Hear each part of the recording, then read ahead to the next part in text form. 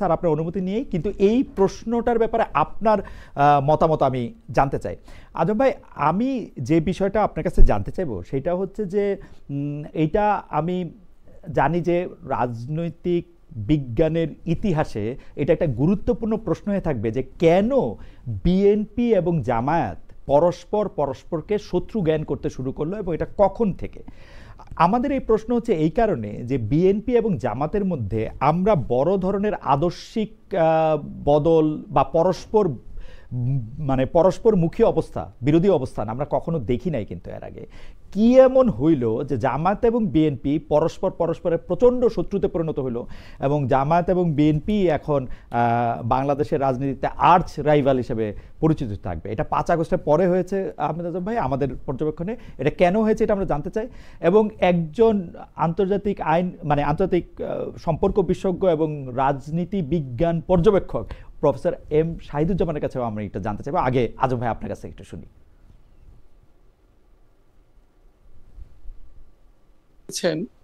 যে বিএনপি এবং জামায়াতের সাথে দীর্ঘদিন একটি আদর্শিক সম্পর্ক ছিল, এই কথাটি সঠিক নয় খালেদ। আসলে আমরা সব সময়ই বলেছি যে বিএনপি এবং জামায়াত সহ যে আরো অন্যান্য দলের জোট ছিল সেটা শুধুমাত্রই নির্বাচনী জোট ছিল, আন্দোলনের জোট ছিল, কখনোই আদর্শিক জোট ছিল না। বিএনপি বিশ্বাস করে গণতন্ত্রে, বিশ্বাস করে বাংলাদেশি জাতীয়তাবাদে, সেই ক্ষেত্রে জামায়াতের আদর্শ ভিন্ন। কাজেই জামায়াতের সাথে আমাদের কখনো আদর্শিক সম্পর্ক ছিল না, ছিল শুধুমাত্রই আন্দোলন এবং নির্বাচনের জন্য একটা সখ্যতা বা মনে করতে পারেন সম্পর্ক বা অ্যালায়েন্স। এখন এই 5ই আগস্টের পর আমরা তার আগেই আমরা কিন্তু এই জোটকে অকার্যকর করেছি এবং আমরা বলেছি যে আমরা সমমনারা একসাথে চলবো, কিন্তু জোটের প্রয়োজন নেই। এভাবেই কিন্তু বেশ কিছুদিন চলে এসেছিল। 5ই আগস্টের পর জামায়াত সেই আগের মতোই একলা চলো নীতি নিয়ে বা তার সাথে কয়েকটি ইসলামিক রাজনৈতিক দল নিয়ে চলছে। আমরা গণতন্ত্র বেশ কিছু রাজনৈতিক দল নিয়ে চলছি। সেক্ষেত্রে আপনি যে কথাটা বলেছেন যে এত শত্রুতায় পরিণত হলো কেন, আমি বলবো যে এটাও ভুল ধারণা। বিএনপির সাথে জামায়াতের কোনো শত্রুতা নেই, আছে রাজনৈতিক প্রতিদ্বন্দ্বিতা বা গণতান্ত্রিক রাজনীতিতে যে গণতন্ত্রের সৌন্দর্য, এক এক রাজনৈতিক দলের এক এক আদর্শ, সেই আদর্শ থেকে তার বক্তব্য সে প্রচার করে। সেই ক্ষেত্রে বিএনপি এবং জামায়াতের বক্তব্য নিশ্চয়ই আলাদা হবে, যেহেতু আলাদা সংগঠন, আলাদা আদর্শ, সেই ক্ষেত্রে নিশ্চয়ই আলাদা হবে। এবং সেই ক্ষেত্রে যখনই মিল খুঁজে না পাওয়া যায় তখন গণতান্ত্রিক যে পদ্ধতি, যে একের বক্তব্য নিয়ে অন্যজনের মধ্যে যে বাক বিতণ্ডা, সেটাও এক ধরনের গণতন্ত্রের সৌন্দর্য। গণতন্ত্র চর্চায় এটা চলতেই পারে। গণতন্ত্র চর্চাটা তো আপনার রেল লাইনের মতো সমান গতিতে চলবে, মিলবে না এক রাজনৈতিক দলের সাথে অন্য রাজনৈতিক দলের। আচ্ছা ভাই, আপনার অনুমতি দিলে আমি খালি আপনাকে 4টা ঘটনা মোটা দাগে স্মরণ করে দিতে চাই। জামায়াতকে রাজনীতি বাংলাদেশে করতে দিয়েছে বা ফেরত এনেছে কিন্তু বিএনপি। গোলাম আজমের নাগরিকত্ব দেওয়ার ব্যাপারে বিএনপির যে প্রতিষ্ঠাতা মরহুম প্রেসিডেন্ট জিয়াউর রহমান কিন্তু প্রতিশ্রুতি দিয়েছিলেন, যেটা আবার 1991 সালে মতিউর রহমান নিজামী ভোরের কাগজে সাক্ষাৎকার দিয়ে এটাকে বলেছেন। 3 জোটের রূপরেখায় জামাতে ইসলামীকে কোনো দল নিবে না, সেরকম একটা কথা ছিল। বিএনপি কিন্তু জামাতে ইসলামীকে নিয়ে 1991 সালের নির্বাচনী জোট করেছে। জামায়াতকে 2টি গুরুত্বপূর্ণ মন্ত্রণালয়ের মন্ত্রিত্ব দেওয়া হয়েছে এবং জামায়াতের আদর্শ এবং নেতৃত্বকে সবসময় বিএনপি আলাদা করে ভ্যালু করেছে। 1991 সালের ঘটনা বলছি। সর্বশেষ যুদ্ধ অপরাধের বিচারের যুদ্ধ অপরাধের দায়ে জামায়াত নেতাদের যখন বিচার করা হয় তখনও বিএনপি শীর্ষ নেতৃবৃন্দ থেকে এর প্রচণ্ড প্রতিবাদ করা হয়েছে। এই কথা বলে যে এইটার ব্যাপারে তাদের আপত্তি রয়েছে। আমরা যদি সবগুলি ঘটনা দেখি তাহলে দেখব যে দশকে দশকে বাংলাদেশে জামাতে ইসলামীর যে রাজনীতি সেইটা বিএনপি শুধু এন্ডোর্সই করে নাই, বিএনপি সেই জায়গায় প্রচণ্ড স্পেসও দিয়েছে জামায়াতকে। এবং যে কারণে জামায়াতের আজকে সমালোচনা করা হয় সেই কারণগুলি কিন্তু বিএনপি আর জামায়াত মিলেমিশেই করেছে। আজম ভাই, আপনি যদি একটু মন্তব্য করতেন। জি জি প্লিজ একটু বলবো, যদি বলেন। আপনার বক্তব্যে কিছু ভুল তথ্য আছে। যেমন গোলাম আজমের নাগরিকত্ব কিন্তু বাংলাদেশের মহামান্য হাইকোর্ট দিয়েছে, বিএনপি দেয়নি।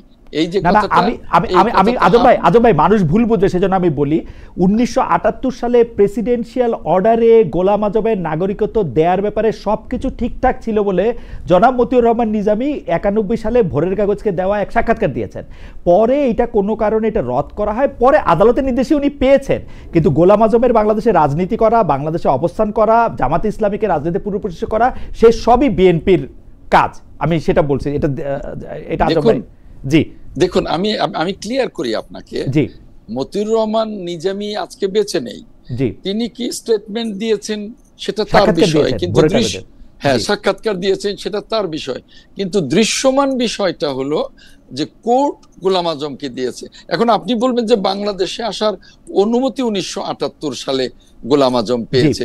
দেখুন, গোলাম আজম জন্মসূত্রে নাগরিক ছিলেন, সেই হেতু তাকে অনুমতির বিষয় না, তিনি নাগরিক হিসেবেই বাংলাদেশে আসেন। আর 1991 সালে কিন্তু বিএনপির সাথে জোট ছিল না। আপনি খোঁজ নিয়ে দেখেন। হ্যাঁ, 1991 সালের নির্বাচনের পরে সরকার গঠনে জামায়াতে ইসলামীকে নিয়েছিল, সমর্থন ছিল নিয়েছিল না, সমর্থন ছিল। 2001-এ সেটা ছিল, কিন্তু 91-তে ছিল না। বাট জামায়াতে ইসলামী সমর্থন ছিল, কিন্তু জামায়াতে ইসলামের সাথে কোনো অ্যালাই ছিল না। তখন জামাত ইসলামী আলাদা করে নির্বাচন করেছিল। কিন্তু 96 সালে কিন্তু আওয়ামী লীগের সাথে জামায়াত ইসলামী নির্বাচন করেছে। তারও 91-এর আগে যদি আপনি বলেন 96 সালে আওয়ামী লীগের সাথে নির্বাচন করে নাই কিন্তু জামাত ইসলামী। 96 সালে তত্ত্বাবধায়ক সরকারের দাবিটা জামায়াতে ইসলামীর ব্রেন চাইল্ড, আওয়ামী লীগ সেইটার মধ্যে শামিল হয়েছিল অন্যান্য অনেক দলের মতো। আর মাঝখানে আজম ভাই আমি তো মাঝখানে স্মরণ করাই দিই, ঘাতক দালাল নির্মূল কমিটি নামে যে কমিটিটা হয়েছিল সেটাতে জাহানার ইমামকে রাষ্ট্রদ্রোহী এবং আরো তারা যারা ছিলেন তাদেরকে রাষ্ট্রদ্রোহী করেছিল, কিন্তু বিএনপি জেলে নেওয়া হয়েছিল কিন্তু জামায়াতকে খুশি করার জন্য। না, আমি একটু বলি, 86 নির্বাচনের কথা আপনার মনে আছে কিনা? 86 নির্বাচন 91-এর আগে 86 নির্বাচনে জামায়াত প্রথম নির্বাচনে এসেছিল, এবং যে নির্বাচনে জামায়াত ছিল, আওয়ামী লীগ ছিল, এরশাদ ছিল। রাইট, কথাটা এটা যদি সত্যি হয়, তাহলে এটা যদি আপনি এন্ডোর্স করেন, তাহলে পরিষ্কার যে জামায়াত বিএনপির আগেই আওয়ামী লীগ এবং এরশাদের সাথে অ্যালায়েন্স করে কিন্তু বাংলাদেশের রাজনীতির পটে আসে এবং তারা নির্বাচনে আসে। এটা কিন্তু খুবই পরিষ্কার। আর একটা বিষয় হলো যে জামায়াত আর বিএনপির সাথে ওই যে আপনি অ্যালায়েন্সের কথাটা বলেছেন, সেই অ্যালায়েন্সের চেয়েও আওয়ামী লীগের সাথে কিন্তু দীর্ঘকালী 86-তে ছিল, আবার 96-এর আন্দোলনেও কিন্তু জামায়াত এবং আওয়ামী লীগ যুগপৎ আন্দোলনে ছিল। এটা কিন্তু আপনাকে মনে রাখতে হবে। কাজেই জামায়াত যেমন আওয়ামী লীগের সাথে ছিল, জামায়াত বিএনপির সাথেও ছিল। আমরা দুইটা ডিগ্রি চর্চায় সকল রাজনৈতিক দলকে দুইটা ডিগ্রি আর মাত্রা কি এক? আওয়ামী লীগের সাথে যতটা জামাত ছিল আর বিএনপির সাথে যতটা জামায়াত ছিল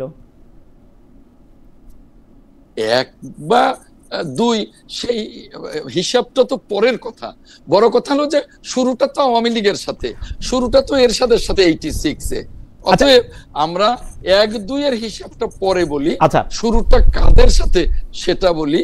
আর বড় কথাটা হলো আমরা গণতন্ত্রের চর্চায় সকলকেই আমরা কিন্তু স্পেস দিয়েছি, আওয়ামী লীগকে স্পেস দেইনি। আওয়ামী লীগকে স্পেস না দিলে বাকশাল থেকে কি করে আওয়ামী লীগ হলো নতুন করে? আবার ওই যে 78 সালে যখন নতুন করে গণতন্ত্রের চর্চা শুরু করলেন রাষ্ট্রপতি জিয়াউর রহমান, তখনই আওয়ামী লীগের জন্ম, তখনই বিএনপির জন্ম, তখনই ইসলামিক ডেমোক্রেটিক লীগ ছিল তার জন্ম। আচ্ছা, আমরা বোধহয় আজম ভাই আপনাকে বুঝতে পেরেছি এবং আজম ভাইয়ের সংযোগটাও খুব বাড়াবাড়ি রকমের খারাপ করছে। আমি একটু জনাব ডক্টর এম শাহিদুজ্জামানের কাছে একটু জানতে চাইবো যে স্যার, আপনি তো এটা শুনলেনই, আপনার কাছে কি মনে হয় জামায়াত আর বিএনপির সম্পর্ক আগে যেরকম ছিল এখন সেরকমই আছে? আমাদের বিবেচনায় যে সম্পর্কটা যে অবনতি ঘটলো, জামায়াত আর বিএনপি যে পরস্পর মুখোমুখি একটা অবস্থানে দাঁড়ালো, এর জন্য আসলে মানে কি ঘটনা বা কোন বিষয়টা দায়ী বলে আপনি মনে করেন, বা এর পেছনে কি রয়েছে? Professor M Shahiduzzaman.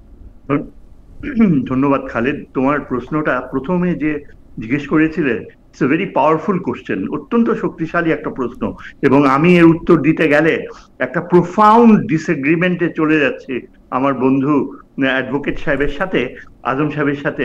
কেননা আমাকে দেখতে হচ্ছে, সেই ঘুরে চলে যেতে হচ্ছে 1979-80-তে। আমরা তখন তিনজন প্রেসিডেন্ট জিয়াউর রহমানকে ব্রিফ করতাম ইরান ইরাক ওয়ার নিয়ে। সন্ধ্যার সময় অন্তত সপ্তাহে 3 দিন রাত্রি 9টা থেকে প্রায় রাত 12টা পর্যন্ত আমি, আমাদের বিসে তৎকালীন চেয়ারম্যান ছিলেন ব্রিগেডিয়ার মোমেন, উনি এখনো জীবিত, এবং আমাদের সাথে আরো দুজন ছিলেন, ডক্টর CM শামীম ক্যালিফোর্নিয়াতে অধ্যাপনা করছেন, এবং ডক্টর শওকত হাসান যিনি অটোয়াতে সেটেল করেছেন। আমি আপনাকে বলি, প্রেসিডেন্ট জিয়াকে যখন আমরা ব্রিফ করতাম, প্রায় কিন্তু তিনি আমাদেরকে এই প্রসঙ্গটা উত্থাপন করতেন। তাকে তার নিকটস্থ সিনিয়র কোনো পলিটিশিয়ান যদি জিজ্ঞেস করতেন যে স্যার আপনি জামাতের সাথে কেন সংযুক্ত করছেন বিএনপিকে, জামাত কেন, প্রেসিডেন্ট জিয়া আমার এখনো মনে পড়ে স্পষ্টই কিছুটা রাগত স্বরে বলতেন, ওরা তাহলে কোথায় যাবে, ওদেরকে কি আপনি মানে বিশ্বাসঘাতক ভেবে সারাক্ষণ কতদিন তাদেরকে দূরে ঠেলে রাখবেন? তাদের কি রাজনীতির অধিকার নেই? আমার কি দায়িত্ব নেই তাদেরকে রাজনীতিতে ফিরিয়ে আনার? দেখেন, এটাকে আপনি দুইভাবে দেখতে পারেন। প্রেসিডেন্ট জিয়া যে আবেগপ্রবণ ভাবে জামাতের প্রসঙ্গটা টেনেছে এবং বিএনপি এবং তার নিজের রাজনীতির সাথে সংযুক্ত করতে চেয়েছে, এটা কিন্তু আবেগপ্রবণ ছিল না, এটা অত্যন্ত ক্যালকুলেটেড ছিল।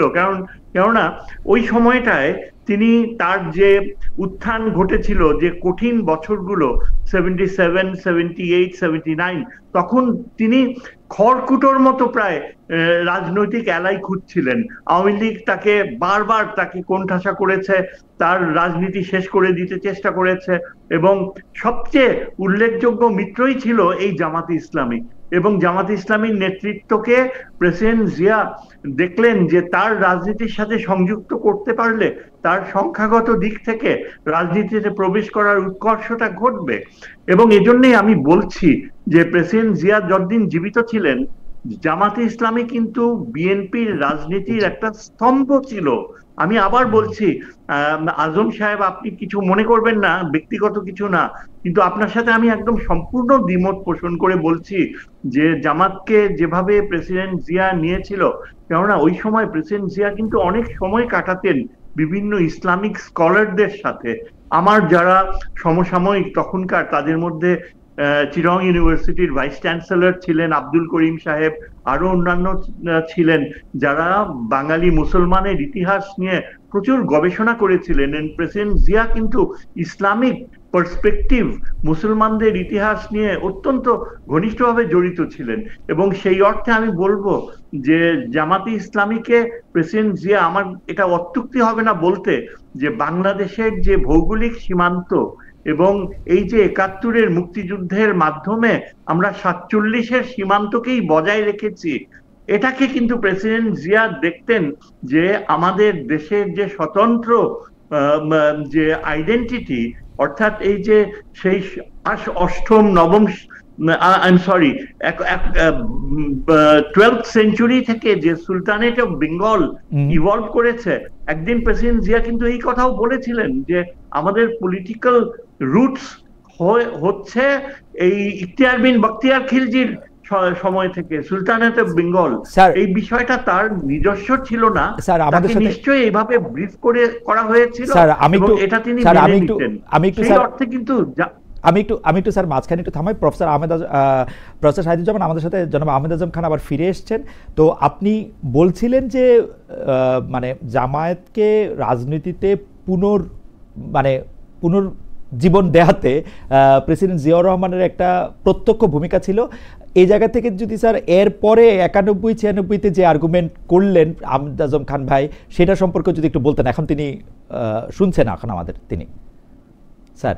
ও আচ্ছা, প্রেসিডেন্ট জিয়াউর রহমান যখন এভাবে যে মৃত্যুবরণ করবেন সেটা তো কেউ ভাবেনি, কারণ ওই সময়টায় তার পূর্ণাঙ্গ প্রচেষ্টা ছিল ইসলামী বিশ্বের সাথে একটা বিশেষ সংযোগ স্থাপন করা। আমরা তাকে যখন ব্রিফ করতাম সপ্তাহে 3 দিন প্রায় এই বঙ্গভবনে বসে, এবং সেখানে তিনি বারবার ইরান ইরাক যুদ্ধের খুঁটিনাটি জানতে চেষ্টা করতেন, কেননা তিনি তার সদস্য ছিলেন। মাঝে মাঝে হঠাৎ প্রেসিডেন্ট জিয়াউল হকও পাকিস্তান থেকে তাকে টেলিফোন করতেন এবং আমাদেরকে তার সামরিক সচিব পাশের ঘরে চলে যেতে বলতেন। তিনি 20 মিনিট আধ ঘন্টা প্রেসিডেন্ট জিয়াউল হকের সাথে আলাপ করতেন কিভাবে ইরান ইরাক যুদ্ধের পরিসমাপ্তি ঘটাবেন, কেননা তিনি নিজেকে ভাবতেন ইসলামী বিশ্বে তার একটা স্বতন্ত্র অবস্থান তিনি গড়ে তুলবেন। এটা এত গুরুত্বপূর্ণ ছিল, এবং সেখানে সেদিক থেকে চিন্তা করলে যে ডোমেস্টিক পলিটিক্সে জামাত ও ইসলামী দলগুলো তার জন্য বিশেষ গুরুত্ব বহন করত। এবং আমি বললে এটা অত্যুক্তি হবে না যে বিএনপি যে জিয়াউর রহমান যে ফাউন্ডেশন করেছিলেন তার মূল শক্তি ছিল ইসলামিক ফোর্সেস, ইসলামিক রাজনীতি। কিন্তু স্যার এখানে তো একটা কথা, আমরা এটা যদি মেনেও নেই, কিন্তু ইসলামিক রাজনীতি বা ইসলামিক শক্তি আপনি ইরাক ইরান বা যদি প্যালেস্টাইনের ক্ষেত্রেও প্রেসিডেন্ট জিয়াউর রহমানের আপনি অবস্থান দেখেন, তাহলে এটা একদম স্পষ্ট, এটাতে আর কোনো মানে ডাউট রাখারই কোনো জায়গা নাই। কিন্তু ঘটনা হইতেছে যে তার মানে তো এইটা না যে জামায়াতে ইসলামীর আদর্শ বিএনপি ধারণ করে। জামায়াতে ইসলামীর আদর্শের সাথে তো বিএনপির অমিল থাকতেই পারে, বা এক ধরনের মানে শত্রু বন্ধু থাকতে পারে। আপনি যদি 91-96-2001-এর পার্সপেক্টিভ থেকে আপনি বলেন যে সত্যিই কি জামায়াত আর বিএনপি মিলেমিশে ছিল, নাকি জামায়াত আর বিএনপির মধ্যে একটা দূরত্ব সবসময় ছিল, যেমনটা দাবি করছেন জনাব আহমেদ আজম খান? আমার কাছে কিন্তু জিয়াউর রহমানের সময় সেই দূরত্ব চোখে পড়েনি। হ্যাঁ, আপনি যেটা বলছেন মতাদর্শগতভাবে জিয়াউর রহমান আর জামাতের এই ধর্মীয় রাজনীতির প্রতি তার কোনো রকমের আগ্রহ ছিল না। তার আগ্রহটা আমি যতদূর বুঝতে পেরেছি, তিনি কিন্তু বিএনপির মতাদর্শকে তখনও মানে ওই সময়টায় ইনফ্যান্সিতে ছিল, কিভাবে গড়ে উঠবে তার জন্য তিনি প্রচুর গবেষকদের ডাকতেন যে বিএনপির ভবিষ্যৎ রূপরেখা কি হবে। এবং আপনি এটা ঠিকই বলেছেন, জামাতের যে মতাদর্শ, যেমন ধরেন এই যে শরিয়া আইনের বিধান করা, তারপর জামাতের যে মৌলিক ধারণাগুলো মওদুদি, এগুলোর প্রতি জিয়াউর রহমানের সামান্যতম আগ্রহ ছিল না। তার আগ্রহটা ছিল এই জন্য যে তিনি ভারতের বিপক্ষে বাংলাদেশের যে স্বতন্ত্র অবস্থান দাঁড় করাবেন, সেদিক থেকে জামাতই ছিল তার সবচেয়ে নির্ভরযোগ্য মিত্র। কেননা আওয়ামী লীগকে ফাইট করতে হলে এবং ভারতের বিপক্ষে ইসলামী বিশ্বের একটা গুরুত্বপূর্ণ দেশ হিসাবে উপস্থাপন করতে, এবং তাছাড়া আপনি হয়তো যেটা আমি ইন্ডিকেট করলাম যে পাকিস্তানের সাথে কিন্তু জিয়াউর রহমানের অত্যন্ত ঘনিষ্ঠ সম্পর্ক ছিল, প্রেসিডেন্ট জিয়াউল হকের সাথে ফোনে কথা বলতেন। কাজেই রাজনৈতিক দিক থেকে জামাতকে তিনি ব্যবহার করতে চেয়েছেন, ইউজ করতে চেয়েছেন ভারতের। স্যার আমাদের তো খুব সময় নাই। আপনি যদি স্যার এখন বেগম জিয়ার আমলে 91-96 বেগম জিয়া যখন থেকে পার্টির নেতৃত্ব দিয়েছেন, তখন থেকে জামায়াতের সাথে বিএনপির সম্পর্কটা যদি একটু বলে, আপনি কেন এই মুহূর্তে আপনি তাদের মধ্যে খুব একটা শত্রুতা দেখেন কিনা এটা যদি একটু বলতেন স্যার, 1-2 মিনিটে স্যার। ধন্যবাদ।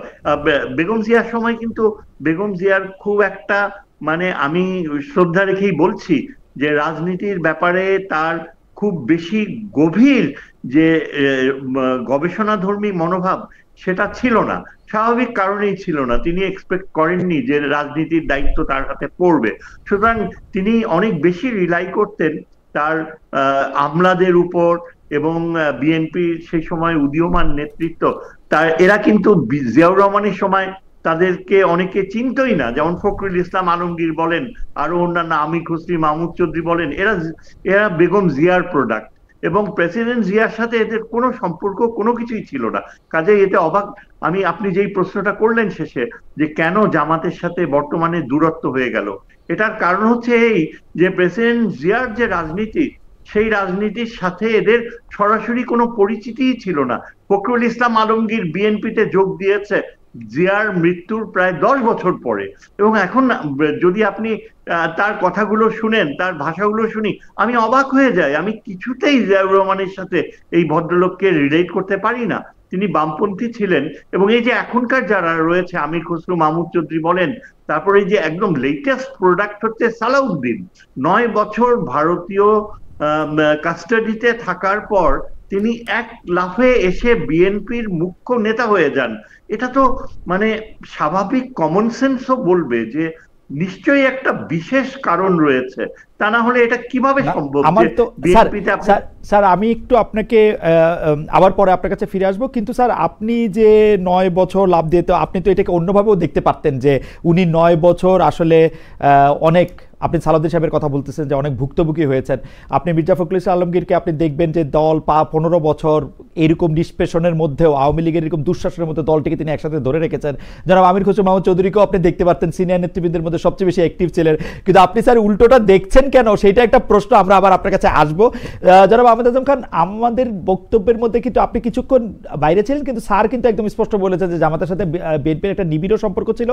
এই নিবিড় সম্পর্কটা যে এখন শেষ হয়েছে তার কারণ তারা জিয়াউর রহমানের আদর্শ থেকে একটু দূরে সরে গেছেন। আমাদের প্রশ্ন আমরা যদি এরকম ভাবে করি যে বিএনপির সাথে তো জামাতের একটা সুসম্পর্ক ছিল, এই সুসম্পর্কটা নাই, পরিবর্তনটা কার হয়েছে, বিএনপির নাকি জামায়াতের? আজম ভাই একটু যদি জি দেখুন, শহীদুজ্জামান ভাই তার দৃষ্টিভঙ্গি থেকে তিনি আলোচনা করেছেন। যেমন তিনি বলেছেন যে ম্যাডাম খালেদা জিয়া খুব গবেষণা ধর্মী রাজনীতিটা করেননি, এটা ওনার দৃষ্টিভঙ্গি। আমি বলবো যারা গণতান্ত্রিক রাজনীতি করে তারা কেউই কিন্তু গবেষণা ধর্মী করে না। যে কোনো গণতান্ত্রিক রাজনৈতিক দলের আলাদা থিঙ্ক ট্যাঙ্ক থাকে, সেই থিঙ্ক ট্যাঙ্ক এই রাজনৈতিক নেতৃত্বকে যেভাবে বিভিন্ন প্ল্যানিং দেয় তার উপরেই রাজনৈতিক নেতৃত্ব রাজনীতিটা করে থাকেন বা নেতৃত্বটা দিয়ে থাকেন। আমি মনে করি যে বাংলাদেশের রাজনীতিতে স্বাধীনতার পর থেকে এখন পর্যন্ত সবচেয়ে দেশপ্রেমিক এবং সবচেয়ে জনপ্রিয় নেত্রী দেশনেত্রী ম্যাডাম খালেদা জিয়া। কাজেই তিনি যেভাবে নেতৃত্বটা দিয়েছেন বিএনপিকে এবং যেভাবে 9 বছর আন্দোলন করে স্বৈর শাসকের পতন ঘটিয়েছে, অনেকেই সেই কৃতিত্বটা নিতে পারেন, কিন্তু আসলে বিএনপির সেই কৃতিত্বই একক কৃতিত্ব দেশনেত্রী ম্যাডাম খালেদা জিয়ার। এবং তারপর তিনবার তিনি প্রধানমন্ত্রী হয়েছেন এবং দেশকে তিনি যেভাবে নেতৃত্ব দিয়েছেন। এখন শহীদুজ্জামান ভাই যেটা বললেন যে বিএনপির সাথে জামায়াতের নিবিড় সম্পর্ক, দেখুন একটা দলের সাথে যে দীর্ঘদিন যদি অ্যালায়েন্স থাকে, সম্পর্কটা তো একটু গভীর থাকেই। তাই বলে ওই দলের আদর্শ আর এই দলের আদর্শ মিলে যাবে তা কিন্তু না। আচ্ছা ঠিক আছে, যেটা আমরা সবসময়ই বলেছি। ভাই আমরা ধরে নিলাম যে আদর্শের মধ্যে কিছু পার্থক্য ছিলই। এমন কোন ঘটনা কি আছে যেটা জামায়াতের সাথে বিএনপির সম্পর্কটা একটু খারাপ দিকে যাওয়ার ক্ষেত্রে ট্রিগার করেছে? আমরা এটাই জানতে চেয়েছিলাম যে মানে জামাতের সাথে তো বিএনপির একরকম আমরা সম্পর্ক ছিলই, যেটা আমরা সাদা চোখে যেরকমই দেখি। কোনো স্পেসিফিক ঘটনা এটাকে ট্রিগার করেছে কিনা আজম ভাই? না, কোনো স্পেসিফিক ঘটনা নয়। 5ই অগাস্টের পরে আমরা যেহেতু 5ই অগাস্টের আগেই আমাদের জোটকে ভেঙে দিয়েছি, কাজে জামায়াত 5ই অগাস্টের পর নিজস্ব ধ্যান ধারণায় তারা এককভাবে পথ চলতে চেষ্টা করছে এবং তারা চিন্তা করছে যে আমাদের চেষ্টায় আমরা বাংলাদেশের রাজনীতিতে দাঁড়িয়ে যাব। আর বিএনপি মনে করছে যে জামাত তার মতো পথ চলুক, আমরা আমাদের মতো পথ চলব। না, কিন্তু আমরা কোথায় বিস্মিত হচ্ছি আজম ভাই, জামায়াত আলাদা আলাদা পথ চললো, বিএনপি এতদিন যেগুলি বলে নাই, বিএনপি কিন্তু কিছুটা আওয়ামী লীগের ভাষায় কথা বলতেছে। এটাতে আমরা একটু আশ্চর্য হয়েছি। আর 5 আগস্টের পরে যাকে এটা নিয়ে আপনি মন্তব্য করতেও পারেন, নাও করতে পারেন, অনেকগুলি ক্ষেত্রে কিন্তু বয়ানের ক্ষেত্রে আমরা দেখতেছি বিএনপি একদম আওয়ামী লীগকে ইকো করতেছে, মানে আওয়ামী লীগের বয়ানটাকে ইকো করতেছে। এইটা আপনারও মনে হয় কিনা আমি জানি না। আপনি এটা যদি ছোট একটা মন্তব্য করেন, আমি পরবর্তী প্রশ্ন এনসিপি নিয়ে করতাম। জি, আমি ছোট্ট করেই বলি যে আপনার এই ধারণাটাও ভুল। বিএনপি 5ই অগাস্টের পরে প্রত্যেকটা ক্ষেত্রে মন্তব্যে গণতন্ত্রের পরিচয় দিচ্ছে, গণতান্ত্রিক মানসিকতার পরিচয় দিচ্ছে। সেখানে আওয়ামী লীগের মতো রাজনীতি বা আওয়ামী লীগের মতো মন্তব্য বা আওয়ামী লীগের মতো কিছু করছে, এটা আদৌ সত্যি নয়। বিএনপি স্বতন্ত্রভাবেই গণতান্ত্রিক চর্চার আপনাকে পাশাপাশি দেখে দেখাতে পারি যে বিএনপি কোথায় আওয়ামী লীগের মতো মন্তব্য করছে এবং কোন মন্তব্যগুলি আসলে বিএনপি তার আগের 16 বছর 15 বছর 20 বছর আমরা করতে দেখিনি। যাই হোক, আমি কথায় আসি, 5 আগস্টের পরে বিএনপি রাজনীতিতে, আজম ভাই আপনি থাকেন, আপনি চলে 5 আগস্টের পরে বিএনপি রাজনীতি, এই প্রশ্নটা আপনাকে করতে চাই আমি, আবার তারপরে স্যারকে অন্য একটা এই প্রসঙ্গে জানতে চাইবো যে 5 আগস্টের পরে যেটা হয়েছে, বিএনপি আসলে মোটামুটিভাবে মুখে জাতীয় সরকারের কথা বললেও 5 আগস্টের পরে এনসিপির সাথে সম্পর্ক যদি আমরা বলি, নতুন রাজনৈতিক দল, সেইটাকে একদম মানে আমি বলবো আক্রমণ করা, এক ধরনের তুচ্ছতাচ্ছিল্য করা, তারপরে নিজেরা এটাতে করা, এইটা বিএনপি অনেক বেশি করছে। বিএনপি এনসিপিকেই বা রাজনৈতিক প্রতিপক্ষ কেন করলো? এখন আবার শুনতেছি বিএনপি আর এনসিপির মধ্যে একটা রাজনৈতিক জোটও হইতে পারে, কিন্তু ফ্যাক্ট রিমেন্স, জোট হোক বা না হোক, আপনার কাছে কি মনে হয় না আজম ভাই, বিএনপি এনসিপিকে বা এই নতুন রাজনৈতিক দলকে কে বেশি ওই 5 আগস্টে বা জুলাই আগস্টে কে বেশি আত্মত্যাগ করেছে সেটা নিয়ে মানে অত্যন্ত অন্যায্য অনেক সময় আক্রমণ করেছে?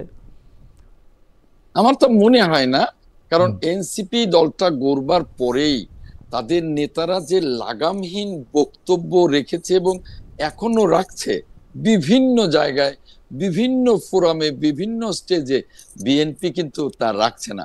বিএনপি অত্যন্ত ম্যাচিউরিটি নিয়ে, অত্যন্ত সতর্কতার সাথে মন্তব্য করছে।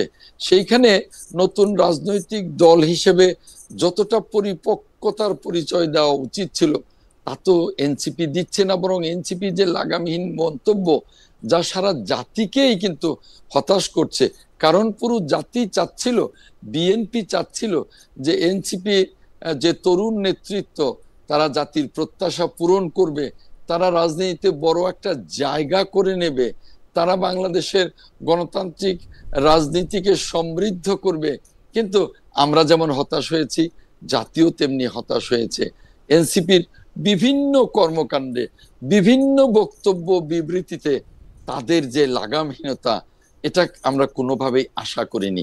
আর আপনি একটা নজির দেখাতে পারবেন না।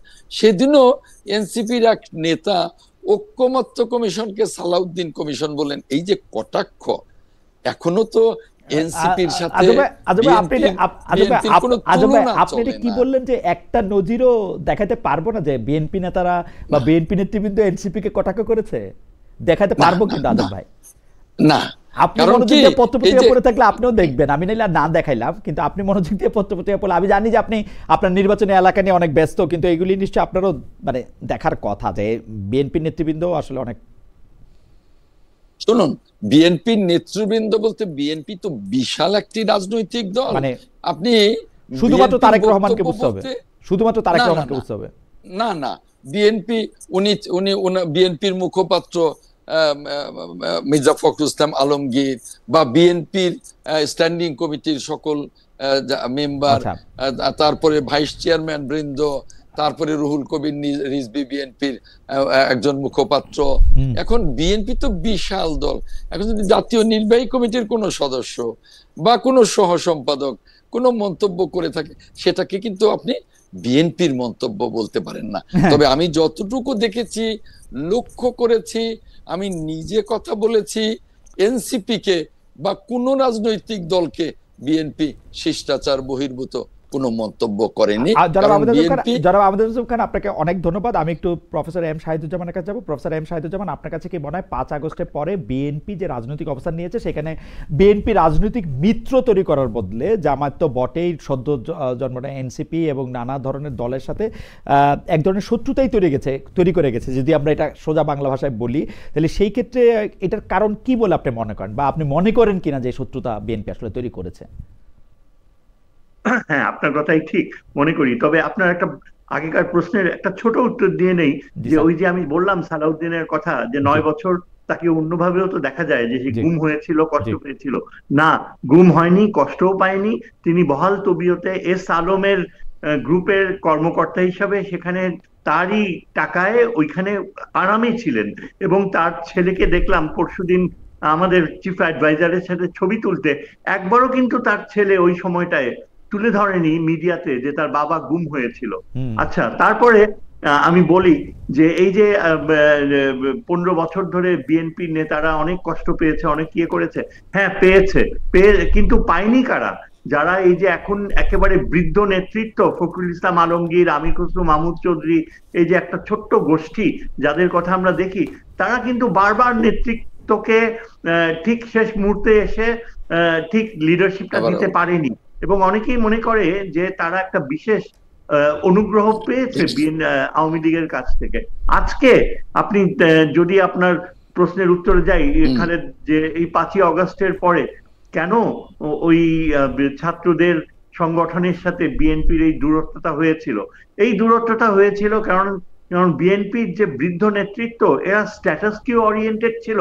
এরা ছাত্রদের নেতৃত্বে যে এত বিরাট একটা আন্দোলন হয়েছে, এটা তারা ঠিক মনে প্রাণে গ্রহণ করেনি, মেনেও নেয়নি। আপনি কি স্যার সত্যিই মনে করেন যে ছাত্রদের যে নেতৃত্বে এই আন্দোলনের মধ্যে বিএনপির অনেক বড় একটা অবদান ছিল না? আপনি কি মনে করেন না যে এর মধ্যে জামায়াতের অনেক বড় একটা অবদান ছিল না? স্যার, আপনি কি এইটাও মনে করেন না যে 15 বছর ধরে বিএনপি যে রাজপথে আদালতে আন্দোলন করলো, ত্যাগ স্বীকার করলো, ওই ছাত্ররা যদি বা আমরা সবাই যদি সে সময় বিএনপিকে সমর্থন করতাম, তাহলে আওয়ামী লীগের শাসনামলে তো লম্বা হয় না স্যার। মানে ছাত্ররা তো তাদের নিজেদের ইস্যু নিয়ে প্রথম ক্ষমতা সামনে আসলো, কিন্তু বিএনপিকে তো এই 15 বছর 17 বছর স্যার এই ঝামেলাটাকে নিতেই হয়েছে। এইটা কি স্যার আপনি দেখবেন না? সেটা আমি মেনে নিচ্ছি, কিন্তু বিএনপি যতই সেই সংগ্রাম করুক, ওই সংগ্রামের মাত্রা বিএনপির নেতৃত্বে এমন কোনো ধারালো কোনো কিছু ছিল না যে আওয়ামী লীগের পতন ঘটাবে। এবং সেটার বিশেষ কারণ ছিল এই যে ভারত নিষ্ঠার সাথে আওয়ামী লীগকে সমর্থন দিয়ে গিয়েছে। স্যার এটা একটা কারণ স্যার, কিন্তু ইতিহাসের খাতিরে তো আপনি বলতে হবে, এইবার যেমন জুলাই আন্দোলনের এই প্রাণক্ষয়ী সংঘর্ষে আমরা যেমন সবাই মিলে এটাতে অংশগ্রহণ করেছিলাম যে যার জায়গা থেকে, বিএনপির এই আন্দোলনগুলিতে তো আমরা কেউ অংশগ্রহণ করি নাই। বিএনপির লেজিটিমেট আন্দোলনের মুখে বা মানে চাহিদার মুখে আমরা তো ছিলাম না ওদের পাশে। এটা কেন স্যার আমরা অস্বীকার করব? স্যার আমরা তো দিনের পর আপনি খুব ভালো করে জানেন স্যার, দিনের পর দিন শেখ হাসিনার সরকারকে তো একরকম মেনেই নিয়েছিলাম আমরা। মানে এটা তো অস্বীকার করার কোনো উপায় নাই না। সেটা বিতর্কের বিষয়। আমাদের মধ্যে অনেকে ছিল যে অনেক সাহস করে, অনেক রিস্ক নিয়ে অনেক কিছু লিখতাম, এই যে সোশ্যাল মিডিয়াতে অনেক কিছু তুলে ধরতাম। স্যার এর জন্য আপনারা অনেক ভুক্তভোগীও হয়েছেন স্যার, কেউ আমি যতদূর জানি। হ্যাঁ, তা তো নিশ্চয়ই হয়েছে। অনেকে লাকি ছিল, যেমন আমি তুলনামূলক ভাবে আমি বলবো যে আমি অনেক লাকি ছিলাম। আমাকে অনেকে ওয়ার্নিং দিত যে ভাই এগুলো লেখো না, এসব করো না, তুমি বিপদে পড়বা। তারপরেও কিন্তু ঝুঁকি নিয়ে লিখতাম। এবং আমার ছাত্র ছিল অনেকে যারা গুরুত্বপূর্ণ সরকারি পদে ছিল, তারা বলতো স্যার আপনি কলম ধরে লিখেন। আচ্ছা, এটা আমার কথা না বলাই ভালো, কিন্তু যে কথা আমি বলতে যাচ্ছি যে বিশেষভাবে ছাত্রদের যে স্যাক্রিফাইস, বুকের রক্ত দেয়া, এটা কিন্তু অ্যাবসলিউটলি অন্যরকম ছিল, অন্য মাত্রায় নিয়ে গিয়েছে। যার কারণে ভারতের নিরাপত্তা উপদেষ্টা, যিনি সরাসরি সমস্ত কিছু টেলিভিশনে দেখছিলেন, তিনি সরাসরি সেনাবাহিনী প্রধানকে বললেন যে এটা আর ঠেকানো যাবে না, আপনি শেখ হাসিনাকে পাঠিয়ে দেন। এটা তো সত্যি কথা যে শেখ হাসিনা পুরাপুরি, আওয়ামী লীগ পুরাপুরি ভারতের নির্দিষ্ট ছক অনুযায়ী এই চালিয়ে যেতে চাচ্ছিল। হাসিনা তো চেয়েছিল যে ভারতীয় সামরিক বাহিনী হস্তক্ষেপ করুক। তিনি সরাসরি যে সেটা বলেছেন, এটাও তো সত্যি কথা। তাইলে কি সম্ভব হতো বিএনপির পক্ষে ঠেকানো? কারণ এটা ওই আজিজ দোভাল বুঝতে পেরেছিল যে শত শত হাজার হাজার মানুষ ঢাকা শহরে ঢুকছে, তারা রক্ত দিচ্ছে, বুলেটের সামনে দাঁড়াচ্ছে।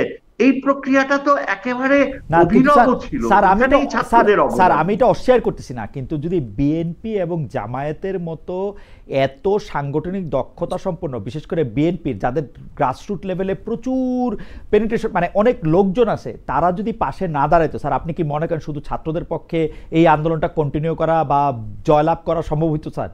আপনি কি এরকম মনে করেন? না, আমি সেটা অস্বীকার করছি না।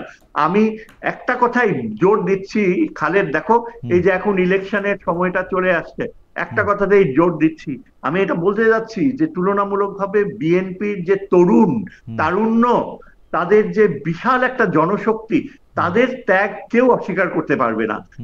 জামাতে ইসলামীরও তাই, তাদের বিশাল একটা কন্ট্রিবিউশন ছিল। কিন্তু আমি এখনো বলবো যে বিএনপির নেতৃত্বে কি অনেকটা মিস্ট্রি ছিল, অনেকটা শর্টকামিং ছিল, মনে হতো শেষ মুহূর্তে যে দে উড ব্যাক অফ। হ্যাঁ, এটাই আমি এবং এই যে এখন যে সামনে দেখেন যে ইলেকশন হবে, এত ডেলিগেট সিলেক্টেড হয়েছে, আজম ভাইকে আমি কনগ্রেচুলেশন জানাচ্ছি, তিনি সিলেক্টেড হয়েছে, কিন্তু আমি মনে খুব কষ্ট পাই, আমার খুব খারাপ লাগে যখন আমি দেখি যে রিপন আসাদুজ্জামান রিপন নমিনেশন পায়নি, রুমিন ফারহানা নমিনেশন পায়নি। এরাই তো ডিজার্ভ করে, ওই বৃদ্ধরা ডিজার্ভ করে না। এবং আমি আশা করি যে এই বৃদ্ধদেরকে ঠেলে দেবে, এবং তারেক জিয়া যখন ঢাকায় আসবে তখন যেন যারা সত্যিকারের যোগ্য মধ্যবয়স্ক, এই যে আজম ভাইয়ের মতো, তাদের হাতে বিএনপির নেতৃত্ব থাকার কথা। কেন বিএনপির নেতৃত্ব থাকবে বৃদ্ধদের? আমার মনে হয় যে প্রফেসর এম শাহিদুজ্জামান, আপনাকে অনেক ধন্যবাদ। যেহেতু মনোনয়ন নিয়ে, এই বিএনপির মনোনয়ন নিয়ে এখন পার্টিতে অনেক রকম কথা হচ্ছে, শাহিদুজ্জামান শেষ করেছিলেন, সেখান থেকে আপনার কাছে জানতে চাইবো যে বিএনপি আসলে ক্যাটেগরিক্যালি এনসিপির অবদান অস্বীকার করে কিনা, বিএনপি শুধু এককভাবে রাজনৈতিক এক ধরনের মরলিপনা করতে চায় কিনা, বিএনপি যেহেতু জানে যে তারা ক্ষমতায় নিশ্চিতরূপে বসছে, সেই জন্য তারা সংস্কার সম্পর্ক, তারা যেই বিএনপি 31 দফা দিয়েছিল, সেই বিএনপি আসলে সংস্কারের কথা শুনলেই সবগুলি ক্ষেত্রে ডিসেন্ট দিয়ে রাখে কিনা, এবং সর্বশেষ মনোনয়ন নিয়ে যারা মনোনয়ন পেয়েছেন তাদের মধ্যে আমরা পুরনো ধ্যান ধারণাই দেখতে পেয়েছি কিনা, পুরনো লোকদেরকেই আমরা দেখতে পেয়েছি কিনা। প্রফেসর শহীদুজ্জামান এইটিও প্রশ্ন করেছেন। তিনটি ব্যাপারে যদি আপনি একটু করে বলতেন আজম ভাই। আজম ভাই, তিনটি ব্যাপারে যদি একটু করে বলতেন। এনসিপি সংস্কারের ব্যাপারে আসলে বিএনপির এক ধরনের বিএনপির এক ধরনের খুবই, এতবার আজম ভাইয়ের কানেকশন, স্যার আজম ভাইয়ের কানেকশন আবার হয়ে গেছে, মানে কি বলে জানি, ব্ল্যাক ফ্রেম। এটা কি আমাদের আজম ভাই কি ফিরে এসছেন? জি আজম ভাই, তিনটি বিষয় যদি একটু বলতেন। জি আজম ভাই। জি, প্রথম কথাটা হলো যে ডক্টর শাহিদুজ্জামান ভাই তার দৃষ্টিভঙ্গি থেকে বলেছেন। আমি কিন্তু ডক্টর শাহিদুজ্জামান ভাইকে খুব সম্মান করি। যখন ফ্যাসিবাদ বিরোধী আন্দোলনে আমি রাজপথে ছিলাম, আমি টক শোতে ছিলাম, আমি আদালতের লড়াইয়ে ছিলাম, তখন আমি দেখেছি প্রফেসর শাহিদুজ্জামান ভাইকে তার শক্ত লেখনীতে, তার টক শোর শক্ত বক্তব্যে, যে কারণে আমি তাকে অত্যন্ত সম্মান করি, যে তার যে অবদান ফ্যাসিবাদ বিরোধী আন্দোলনে, এটাও কিন্তু মনে রাখবার মতো, এটা স্মরণীয়। সাথে সাথে এটা বলবো যে এই যে 15 বছরের দীর্ঘ বিএনপির আন্দোলন, এই বিএনপির এই দীর্ঘ আন্দোলনকে কিন্তু অস্বীকার করবার কোনো জো নেই। মাত্র 36 দিনের আন্দোলনে কিন্তু একটা সরকারের, বিশেষ করে ফ্যাসিবাদী সরকারের পতন হয়নি। আর সেই আন্দোলনে বিএনপি সহ অঙ্গ সংগঠনের 800 নেতা কর্মী শাহাদাত বরণ করেছে। সেখানে কিন্তু অন্য কোনো দল এই সংখ্যাটি বলতে পারবে না। আর বিএনপি মাঠে একমাত্র বড় রাজনৈতিক দল যারা সারফেসে থেকে রক্ত দিয়ে, গুম হয়ে, খুন হয়ে 60 লক্ষ মামলা হামলা মোকাবেলা করে রাজপথে ছিল। অন্য রাজনৈতিক দলটি কিন্তু গুপ্ত হয়ে গিয়েছিল না। কিন্তু আজম ভাই, আমি খুব বিনয়ের সাথে আমি বলি যে বিএনপির এই অবদান বা বিএনপির এই আত্মত্যাগ, সেটা কিন্তু আমি স্মরণ করি। কিন্তু আপনি যদি জুলাই আগস্ট ধরেন, আপনি যদি জুন জুলাই আগস্ট ধরেন, কতজন ছাত্র ছাত্রী শিক্ষার্থী, তারা তাদের আগে কেউ নাই, পিছে কেউ নাই, আড়ালে কে আছে সেটা আমরা দেখতে পাচ্ছি না, কিন্তু তারা কিন্তু দাঁড়ায় ছিল। তারা স্কলারশিপের শোনে নাই, তারা গুলি খাইছে এটা মানে নাই, তারা কিন্তু এটা দাঁড়ায় ছিল। পরে তারা কি হয়েছে সেটা কথা পরে তারা কথায় কথায় আমাদেরকেও বলে যে আমরা বিদ্রুপ করি, আমরা তাদের নিয়ে কথা বলি, তারা কিছুই বোঝে না পরে। কিন্তু ওই পর্যন্ত 5 তারিখ পর্যন্ত আপনি তাদের অবদান কেমনে অস্বীকার করবেন যে তারাই কিন্তু আসলে মানে এই জায়গাটা দিয়ে এত বড় একটা ইয়াকে হটাতে পারছিল। পরের কথা আপনি যদি না বলেন, এবং বিএনপি সবার আগে তাদেরকে মানে আক্রমণ করতে শুরু করছে কিনা, এটাও যদি একটু বলতেন। একেবারেই অস্বীকার করছি না, কারণ আমরা জানি যে এই ছাত্রদের মধ্যেও প্রচুর ছাত্র দলের নেতা ছিল, কর্মী ছিল, ছাত্রদের মধ্যে প্রচুর রাজনৈতিক চিন্তা ভাবনার বাইরে ফ্যাসিবাদকে হটাও এ ধরনের নেতৃত্ব ছিল এবং এ ধরনের কর্মী ছিল, ছাত্র ছিল, ছাত্রী ছিল, অভিভাবক ছিল। তারপরেও আমরা কোনো কারুর অবদানকে অস্বীকার করি না। আজকে যারা এনসিপি তাদের অবদানকেও মোটেও অস্বীকার করি না। কিন্তু একটা কথা আপনার মনে থাকবার কথা বলতে, আপনি যদি পড়ে থাকেন, আপনি তখন জন্ম হয়নি। আমি 69-এর আন্দোলনে সক্রিয় রাজনৈতিক কর্মী ছিলাম। সেই 69-এর আন্দোলনে আমরা তো অভ্যুত্থান করেছিলাম, ক্ষমতায় যায়নি। যখন এরশাদ বিরোধী আন্দোলনে 90-তে 9 বছর আন্দোলন করে যখন আমরা স্বৈরাচারের পতন ঘটিয়েছি, তখন কিন্তু ছাত্ররা ক্ষমতায় যায়নি। আমরা কিন্তু দেখেছি যে শ্রীলঙ্কায় ছাত্ররা যখন আন্দোলন করে অভ্যুত্থান করে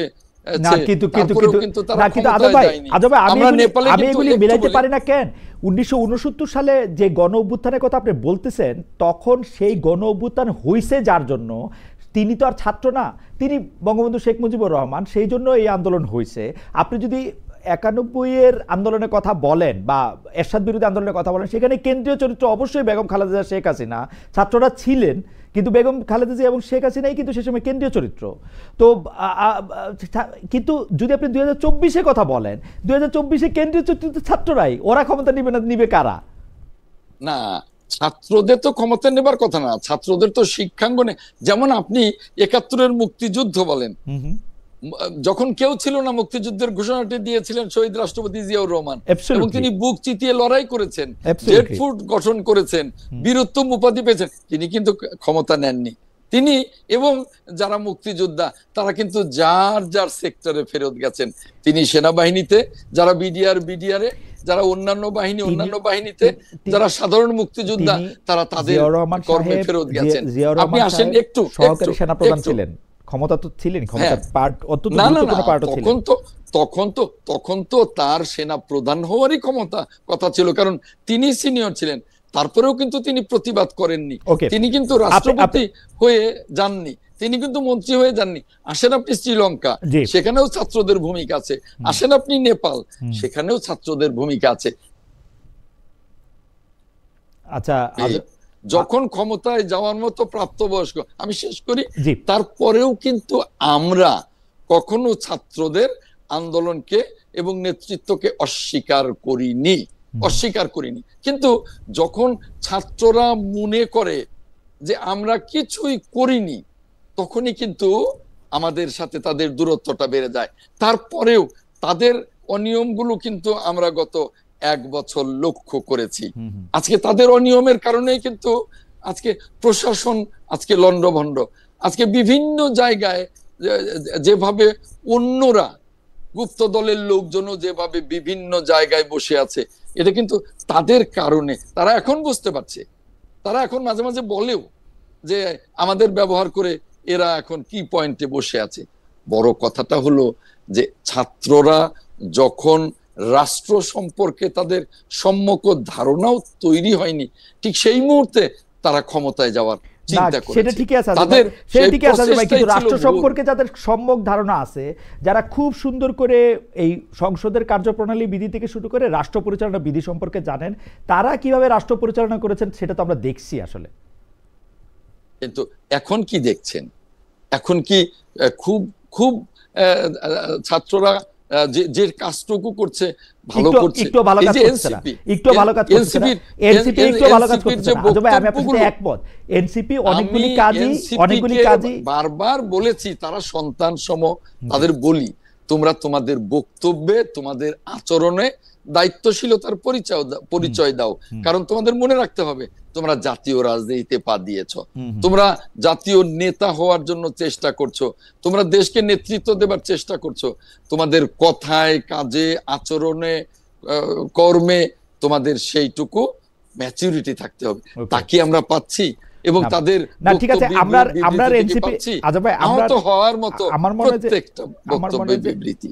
আমার মনে হয় যে আপনি এটা বলেছেন, আপনি যদি এখন মনোনয়ন নিয়ে বলেন, বিএনপি আসলে প্রফেসর শাহিদুজ্জামান একটু 1 মিনিটে যদি বলেন, প্রফেসর শাহিদুজ্জামান একটি প্রশ্ন তুলেছেন, আবারও সেই পুরনো যুগের পুরনো ধ্যান ধারণার আমরা অতীতে যেরকম বিএনপি দেখেছি এই নমিনেশনে আমরা সেরকমই দেখলাম কিনা। তিনি কয়েকজনের নাম উল্লেখ করছেন, তারা কেন নমিনেশন পেলেন না, তাদের আত্মত্যাগকে কেন স্মরণ করা হলো না, সেরকম একটি প্রশ্ন করেছেন। আপনি যদি 2-1 মিনিটের মধ্যে এটা একটু বলেন। 2-1 মিনিটের মধ্যে বলবো। স্পষ্ট করে বলি যে বিএনপি এবারের যে নমিনেশন দিয়েছে, আপনি অতীত দেখেন, এবার বিএনপির নমিনেশন এত সুষ্ঠু হয়েছে, বিএনপির নমিনেশন ত্যাগী, সক্রিয়, 17 বছরের সকল মূল্যায়নকে ঘিরে এত চমৎকার মনোনয়ন দিয়েছে যে অন্যান্য বছর মনোনয়নের বিরুদ্ধে যে বিক্ষোভ হয়, এবার কিন্তু বলবার মতো হয়নি। কিন্তু আমাদের দর্শক, শেষ করি, আমাদের একজন দর্শক শামসুর রহমান সাহেব বলছেন নমিনেশন নিয়ে সারা দেশে আগুন, রেল অবরোধ, এর দায় কার আজম সাহেব? আপনাদের জন্য সাধারণ মানুষের কেন ভোগান্তি? শুনুন, এখানে নানা ধরনের স্যাবোটাজ আছে। বিএনপির 237 আসনের অন্তত 7টা আসনেও এই বিক্ষোভ হচ্ছে না, যেখানে হচ্ছে নানা ধরনের কারণ। আমরা জানি বিএনপিকে দুর্নীতির ব্র্যান্ডিং করবার জন্য একটা রাজনৈতিক দল, একাধিক রাজনৈতিক দল, কতিপয় রাজনৈতিক দল উঠে পেরে লেগেছে। এখনো এই স্যাবোটাজ করে বিএনপিকে বিতর্কিত করবার জন্য অনেক রকমের ষড়যন্ত্র অব্যাহত আছে। এবং নির্বাচনটা, একটু শেষ করি 1 মিনিটে, নির্বাচনটা যাতে না হতে পারে সেজন্য গভীর ষড়যন্ত্র আছে। এখন শাহিদুজ্জামান ভাই যে কথাটা বললেন, রুমিন ফারহানা বা আরেকজন, তাদের তো আমাদের ভারপ্রাপ্ত চেয়ারম্যান স্পষ্ট করে বলেছে, যারা ত্যাগী তাদের, যাদের মনোনয়ন দেওয়া সম্ভব দেব, বাকিদেরকেও আমরা মূল্যায়ন করব। তাদের কিন্তু ফেলে দেওয়া হয়নি এবং এখনো কিন্তু 63 আসন বাকি আছে। অতএব আমরা এবার যা দেখছি যে কোন ত্যাগী, সক্রিয়, 17 বছরে যারা তাদের কাউকে আমরা ফেলে দিব না। এটাই আমাদের ভারপ্রাপ্ত চেয়ারম্যান সাহেবের ইচ্ছা এবং তার চেষ্টা। আপনাকে ধন্যবাদ। আমি একটু প্রফেসর এম শাহিদুজ্জামানের কাছে জানতে চাইবো যে স্যার, আপনার কাছে কি মনে হয় যে এই যে গণভোট এবং নির্বাচনের একই ডেট দেওয়ার ক্ষেত্রে বিএনপির কথাই প্রায় সরকার শুনলো, তারপর আবার পরে বললো যে 7 দিন সময় দেওয়া হলো, দলগুলি আলোচনা করে এসে ঠিক করুক, এই অবস্থাটাকে আপনি একটা অচল অবস্থা বলবেন কিনা? এবং আপনার কাছে আমি জানতে চাইবো যে বিএনপি তো অনেক চেষ্টা করলো স্যার, বিএনপি যতগুলি তার সামনে আসছে তা কিছু মেনে নিছে, কিছু নোট অফ ডিসেন্ট দিছে, যা যা কিছু বলছে, এর চেয়ে বেশি আর কি করতে পারে বিএনপির, আর কি করার ছিল? আমি যদি প্রথমটা একটু আপনাকে জানতে চাই যে এই গণভোট এবং মানে জাতীয় নির্বাচনের ভোট একই দিনে হওয়াটাকে আপনি খুব সমর্থন করেন কিনা, এবং মানে বিএনপির পক্ষ থেকে বিএনপি আর কতটা ছাড় দিতে পারতো বা কি করা উচিত ছিল? ধন্যবাদ খালেদ। আমার সমস্ত কালই এই গত কয়েক মাসে যে বিএনপির যে ভূমিকা ছিল, আমার কাছে, আমি সত্যিকার অর্থে খুব দুঃখের সাথে বলতে হচ্ছে যে আমার কাছে খুব সাসপেক্ট মনে হয়েছে। আমার কাছে মনে হয়েছে যেন বিএনপি আওয়ামী লীগের প্রেতাত্মা ক্যারি করছে। প্রথমত বিএনপি এই যে চুপ্পুকে ক্ষমতায় বসায় রাখা, এটা কিভাবে সম্ভব? আমি একজন অ্যাডভোকেট রাজ্জাকি, আমি জানি না তুমি তার কথা শুনেছো কিনা, তিনি অত্যন্ত শক্তিশালী একজন বুদ্ধিজীবী, যিনি বারবার টিভি টক শোতে হ্যামার করছে যে ওই সংবিধান যেটাকে বিএনপি এত শ্রদ্ধার চোখে দেখে, তার মৃত্যু ঘটেছে যেই সময় হাসিনা চলে গিয়েছে, এবং ওই সংবিধানের মৃত্যু ঘটার ফলে এখন এই চিফ অ্যাডভাইজার যা বলছে সেটাই সংবিধান। কাজেই আমি মনে করি যে বিএনপির এগুলি তো রেটরিক, আসলে স্যার এগুলি তো রেটরিক, পলিটিক্যাল রেটরিক। এগুলি তো স্যার কোনো জায়গা থেকে কোনো না এটাতে বিপ্লবের ভিত্তি দেওয়া যায়, না আইনের ভিত্তি দেওয়া যায়। কারণ এখন আপনার প্রেসিডেন্ট সাহেব যিনি আছেন, তার কটুকি বা ক্ষমতা বা তার কি করবেন, কিন্তু একটা আইনি কাঠামোর মধ্যে তো তারা রাখতেই হইতো, নাইলে আপনি বিপ্লবী সরকার করতেন। এখন বিপ্লবী সরকার করলে বাংলাদেশের অবস্থা তখন যেরকম ছিল স্যার, এই বিপ্লবী সরকারের কথা তো কেউ বলে নাই। সরকার একটা পুরোপুরি কাঠামোবদ্ধ সরকার হওয়া সত্ত্বেও বাংলাদেশে কোথায় কোথায় কি কি হয়েছে স্যার, এটা আপনি জানেন। সবাই মিলেই কিন্তু সিদ্ধান্ত নিয়েছে, আজকে আপনার যে ছাত্র প্রতিনিধি আছেন, আজকে যারা আছেন, সবাই মিলেই কিন্তু এটা সিদ্ধান্ত নিয়েছেন যে একটা প্রেসিডেন্টকে রেখে একটা আইনি কাঠামো করা হবে। এটা ডক্টর মোহাম্মদ ইউনূসও এটাতে সায় দিয়েছেন। ডক্টর মোহাম্মদ ইউনূস প্রথমে এটা নিশ্চিত করতে চেয়েছেন, স্যার আপনি এটা চেক করে দেখতে পারেন, আপনার চেক করার জায়গা আছে, তিনি কোনো সামরিক বাহিনীর কেউ এসে এটা হস্তক্ষেপ করবেন এরকম একটা সরকার তিনি চান নাই। তার ফলে ওনাকে একটা কাঠামোবদ্ধ সরকারই তার করতে হইতো, অথবা পরে তিনি রাষ্ট্রপতিকে চেঞ্জ করে নতুন একটা রাষ্ট্রপতি আনতে পারতেন। কিন্তু তিনি যেই দেখেছেন যে রাষ্ট্রপতির উপর তার কন্ট্রোল আছে, তারপরে আর তিনি এটা করেন না। এটা এত বড় অপরাধ কেমনে হইলো স্যার, এটা আমি বুঝি না। স্যার আপনি যদি একটু বলতেন। আমি তাহলে বলবো খালেদ, স্যার আমার বলেন। ধারণা যে এই এই এই এর ফলে অনেকগুলো আরো অন্যান্য ঘটনা ক্যাটালিস্ট হিসেবে কাজ করেছে।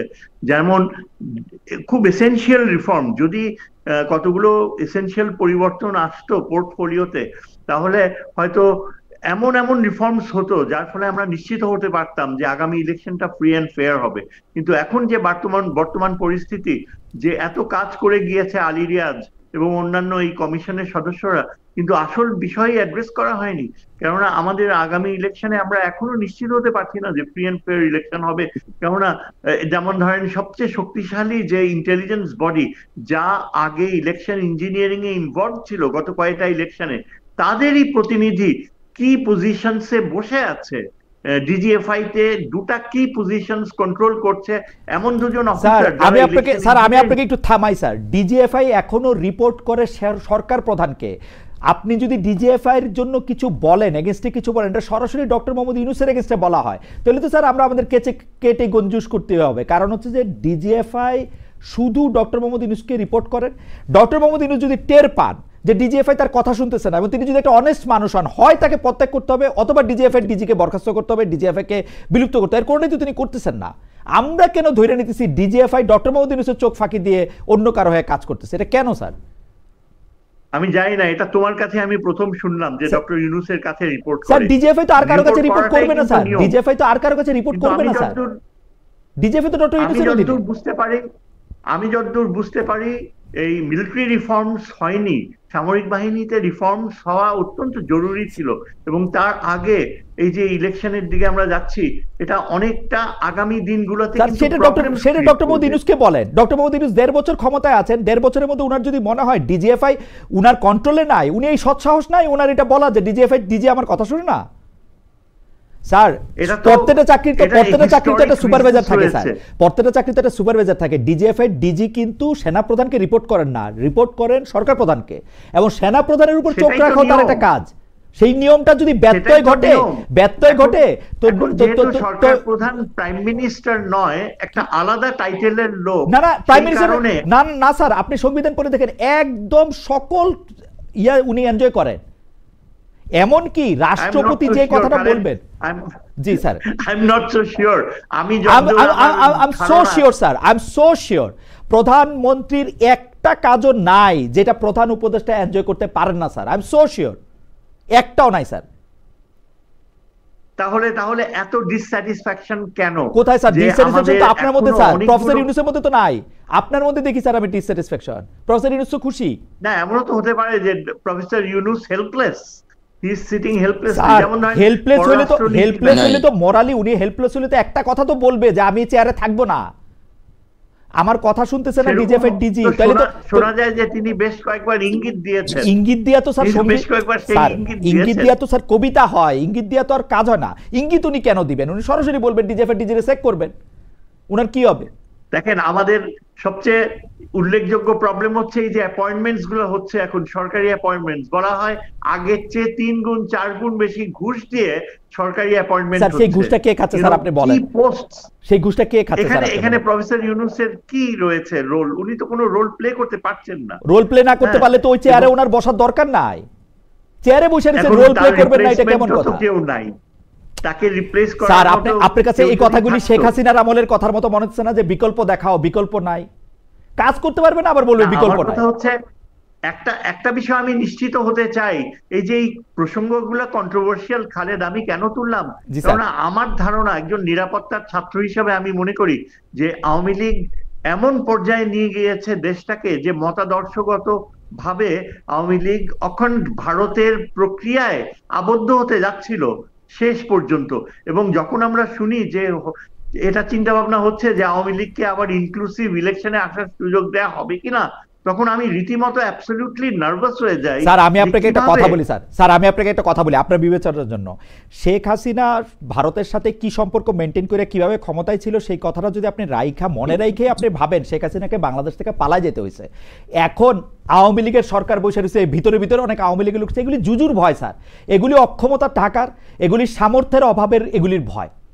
স্যার আমরা দেখি নাই চেয়ার ছাইরা দিলে একদিন আমলারা পক্ষে থাকে না, 3 মাসের মধ্যে সবকিছু উল্টায় যায় নাই স্যার। 2001-এ শেখ হাসিনা ক্ষমতায় ছিল না, যেদিন ক্ষমতা থেকে বাইরেছে সেদিন লতিফুর রহমান সাহেব সবকিছু উল্টাই দিছে না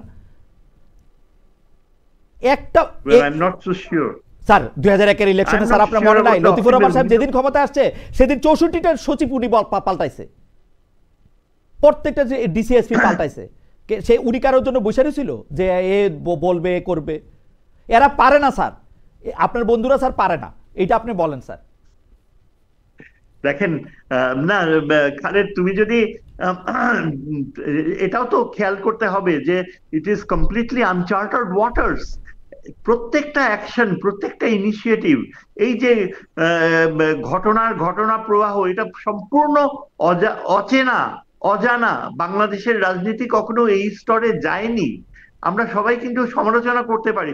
আমি তো ইউনূস সাহেবকে বলবো যে তিনি যথেষ্ট কৃতকার্য হয়েছেন, দেশের একটা অর্থনৈতিক ব্যালেন্স তিনি দাঁড় করাতে পেরেছেন, আমাদের ফরেন এক্সচেঞ্জ রিজার্ভস ভালো পজিশনে রয়েছে সেটা এনশিওর করেছেন। হ্যাঁ, অনেক সমালোচনা করার মতো রয়েছে, কিন্তু এই বিষয়গুলো, যেমন ধরেন এই যে আমাদের এখন একটা রেফারেন্ডাম হবে, এই ব্যাপারটাও কিন্তু ঠিক বিএনপি ভালোভাবে নিচ্ছে না। তারা বলছে যে এটা হওয়া উচিত না, অথচ আমরা যা দেখতে পাচ্ছি যে দেশের অন্যান্য যে রাজনৈতিক দলগুলো সবাই চাচ্ছে যে এই মাসে বা আগামী মাসের মধ্যেই একটা রেফারেন্ডাম হয়ে যাক যে সনদের ব্যাপারে। সেটাও তো একটা বড় বিপদ। স্যার আপনি মনে করেন যে আগে রেফারেন্ডামটা হোক তারপরে নির্বাচনটা হোক? আমি তো তাই মনে করি, আমার মনে হয় দেশবাসীও সেটাই চায়। ওকে স্যার, আপনাকে ধন্যবাদ। আপনাকে ধন্যবাদ। আমাদের একজন দর্শক, উনার নাম উস্তাদ, মানে উস্তাদ, উনি বলতেছেন look at the clown like theory of Khaled, are you sure Hasina don't, oh my God, Hasina don't have their people inside? আমি বলি বাংলাদেশের রাজনীতি আমরা ফলো করি, আমরা দেখছি যখন চেয়ার থেকে চলে যায় কোনো প্রধানমন্ত্রী, শেখ হাসিনা যখনই চেয়ার থেকে চলে গেছে তখন আর ওর ফলোয়ার বলে কিছু নাই। আমি এটা গ্যারান্টি দিয়ে কইতে পারি, কারণ এটা কোনো আদর্শের রাজনীতি না, এটা ক্ষমতার ভাগাভাগি রাজনীতি।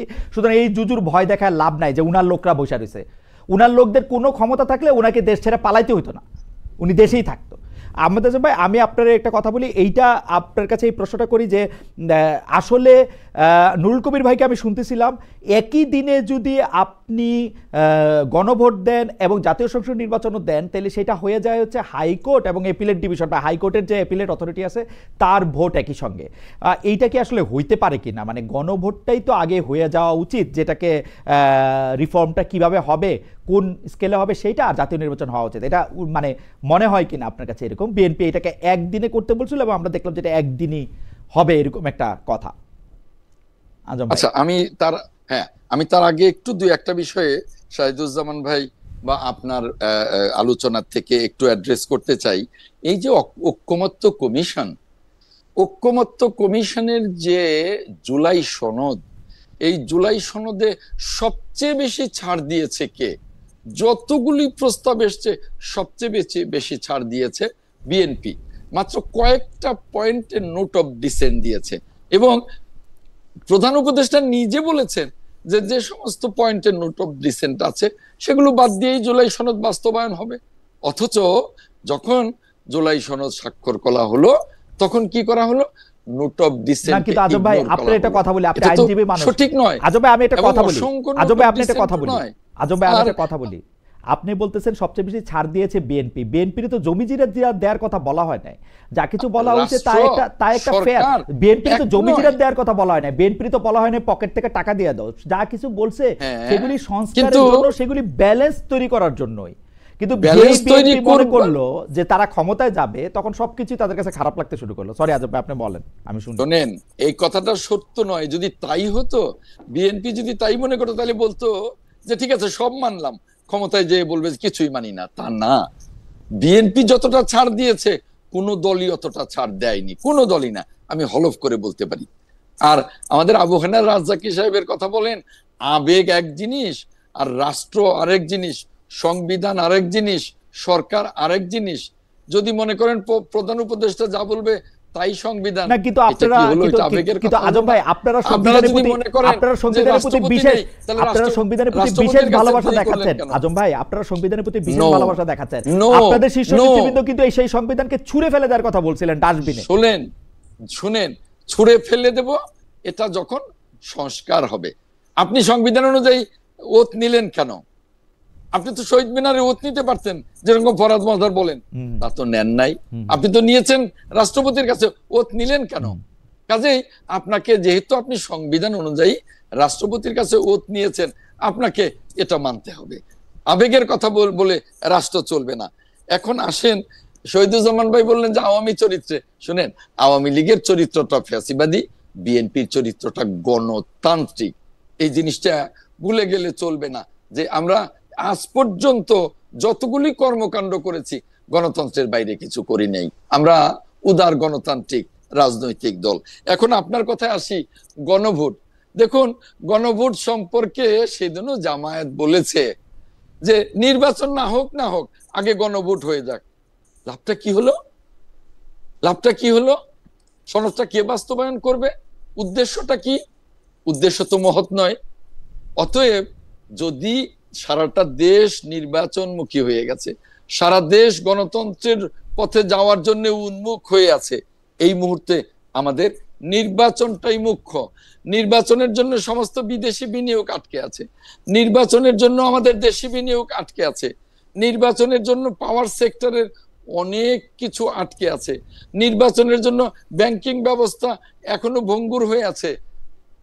গণতন্ত্রে ফেরত না যাওয়া পর্যন্ত আমরা যতই মুখে কথা বলি না কেন, একটা সমৃদ্ধ বাংলাদেশের দিকে এগুতে পারছি না।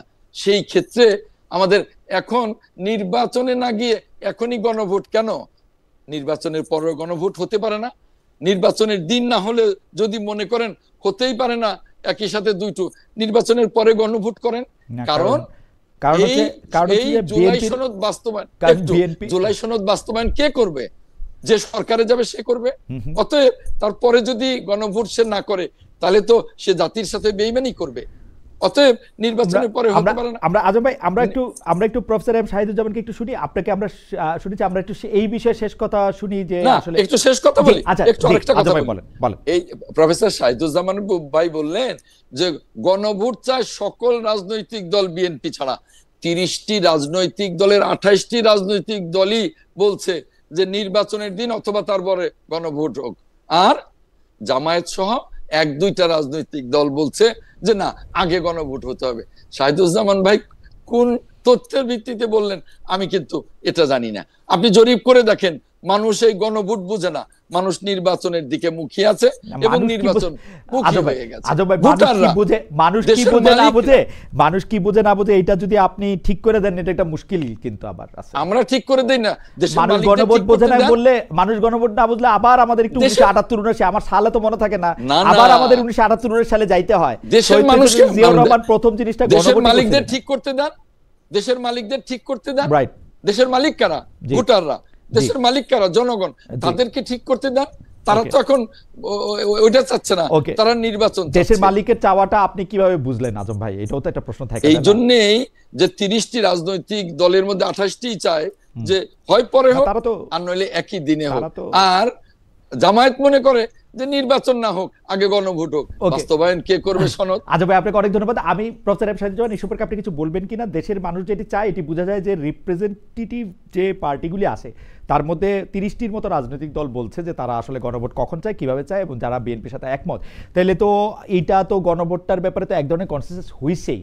আপনি এটাকে আগে কেন চাচ্ছেন? আপনি যদি একটু বলেন প্রফেসর এম শাহিদুজ্জামান, এটা আসলে কি উপকারও বা করবে আমাদের?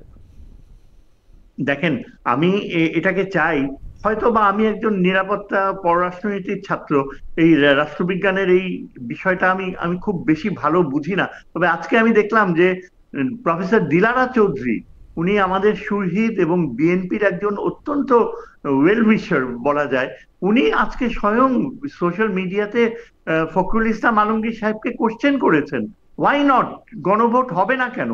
হতে হবে। একই দিনে কিভাবে হয়?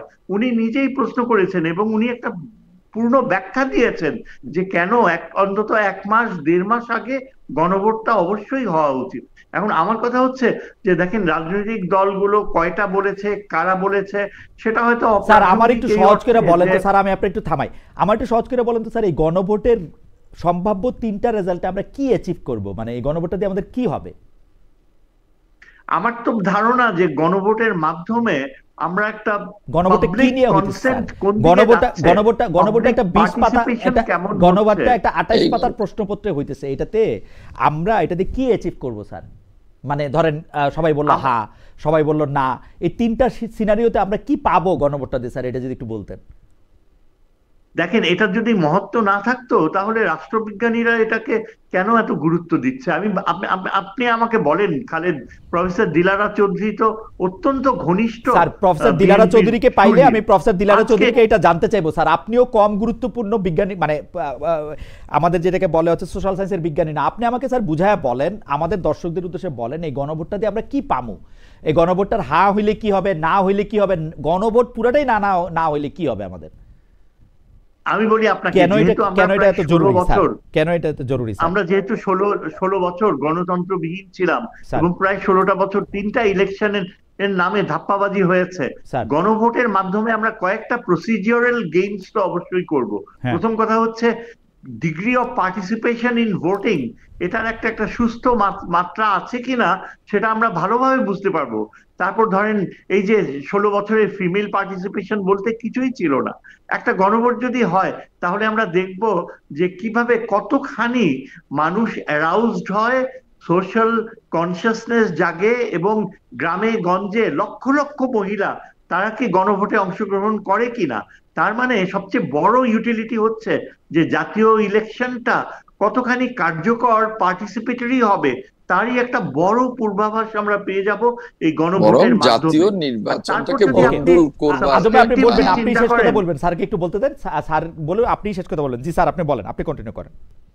হ্যাঁ, এই যে এই এক্সারসাইজ ইটসেলফ, এটা প্রথমত আমাদেরকে একটা বড় রকমের সাহায্য করবে, ইলেকশন কমিশন সহ অল দ্য স্টেক হোল্ডার্স, যে মানুষের রেসপন্স কতটুকু, মানুষ কতখানি সচেতন বা আগ্রহ নিচ্ছে। তারপর আপনি যদি সাবস্টেন্সের কথা চিন্তা করেন, নিশ্চয়ই একটা উদ্দেশ্য রয়েছে যে আপনি কি হ্যাঁ বলেন না না বলেন। হ্যাঁ বললে দেশ একদিকে যাবে, দেশের যে ঘটনা প্রবাহ একদিকে যাবে, আর না যদি ভোট দেয় তাহলে কিন্তু ঘটনা প্রবাহ একদম অন্যদিকে যেতে পারে। হ্যাঁ, এবং এটা ভবিষ্যতের দিক নির্দেশনা হয়ে দাঁড়াবে যে মানুষ কতখানি গুরুত্ব দিচ্ছে এই সনদকে, এই সনদের উপযোগিতাকে, এবং এই যে দীর্ঘ একটা সংগ্রাম হয়েছিল, এত ত্যাগ করা হয়েছিল। আমার মনে হয় যে স্যারের জায়গা থেকে একটু ব্যাখ্যা করেছেন যে এই গণভোটের আসলে অনেক উপযোগিতা আছে, এবং এই উপযোগিতাটা হচ্ছে মানুষের উইলটা, পিপলস যে উইল, সেটাও আসলে খুব ভালো করে বোঝাবে। আমাদের একদম সময় নাই, তবু স্যার যেহেতু একটা বিস্তারিত প্রস্তাবনা সামনে রেখেছেন যে কেন গণভোট দরকার, আপনি যদি 1 মিনিটে বলে আপনি অনুষ্ঠান শেষ করে দেন। আজম ভাই, যে জাতীয় সনদ, জুলাই সনদ যেটা তৈরি করা হয়েছে, সেখানে যে কয়টা নোট অফ ডিসেন্ট আছে, সে কয়টা নোট অফ ডিসেন্ট রেখে এই গণভোট যদি নির্বাচনের দিন বা তারপরে গণভোট ভালো, আমি মনে করি হওয়া দরকার। কিন্তু গণভোট না হলে, নির্বাচন হলে দেশে এই জুলাই সনদ বাস্তবায়ন হবে না, এটা আমি কোনোভাবেই বিশ্বাস করি না। গণভোটে জুলাই সনদ বাস্তবায়ন, স্যার যেটা বললেন আমরা পয়েন্টে আসি, স্যার যেটা বললেন আমরা পয়েন্টে আসি, এই গণভোটটা জাতীয় ইলেকশনের আগে হইলে কি সমস্যা? ধরেন 1 মাস আগে হইলো সমস্যা এই জন্যই, এটাই যে যেহেতু ফেব্রুয়ারি আমাদেরকে নাড়া দিচ্ছে একেবারে দরজার কাছে, এই সময় যদি নভেম্বরে আমরা 15 দিন পরে একটা গণভোট করি, ওই ফেব্রুয়ারি নাড়তে থাকুক, আমাদের অসুবিধা কি? এই দুটো বড় নির্বাচন করবার মতো অবস্থা এই নির্বাচন কমিশনের বা বর্তমান সরকারের এই ইকোনমিতে যায় না। এবং বর্তমান সরকার তো পলিটিক্যাল পার্টিদের উপরে ছাড়লো, বর্তমান সরকার তো পলিটিক্যাল পার্টিদের উপরে ছাড়লো। আপনাদের জন্য কোনো অসুবিধা না থাকে আপনারা বলেন যে আগে দিয়ে দেন, সরকারের ব্যাপার, নির্বাচন কমিশনের নিতে পারলো কিনা পারলো না। পলিটিক্যাল পার্টিদের কাছে কেন সরকার ছাড়লো? পলিটিক্যাল পার্টি তো মাসের পর মাস অত্যন্ত ধৈর্যের সাথে এক টেবিলে বসে এই জুলাই সনদ তৈরি করেছে, সামান্য কিছু নোট অফ ডিসেন্ট আছে, কিন্তু এখন কেন পলিটিক্যাল পার্টির উপরে ছাড়বে? এখন এটা সরকারের সিদ্ধান্ত, এবং আমরা মনে করি যে গণভোট না হলেও এই জুলাই সনদ বাস্তবায়ন হবে, গণভোট না হলেও জুলাই সনদ বাস্তবায়ন হবে, অ্যাডভোকেট আহমেদ বাস্তবায়ন হবে। এখানে নোট অফ ডিসেন্টের যে বিষয়টা আছে, যারা ক্ষমতায় যাবে তারা নোট অফ ডিসেন্টকে অবশ্যই অনার করবে। আপনারা তো নোট অফ ডিসেন্ট দিয়া মানে একটু সবাইকে একটু দ্বিধার মধ্যে ফেলে দিয়েছেন। যে হাউএভার না, নোট অফ ডিসেন্ট তো কয়েকটা জায়গায়, সেখানে তো আমাদের রিজার্ভেশন থাকতেই পারে, সেখানে এটা তো আমরা পরিষ্কার করেছি, আমরা তো জাতির সাথে প্রতারণা করতে যাইনি, আমরা পরিষ্কার করেছি। এখন আমাদের কথা স্পষ্ট যে যদি গণভোট হতে হয় এই জুলাই সনদের উপরে, এই জুলাই বিপ্লব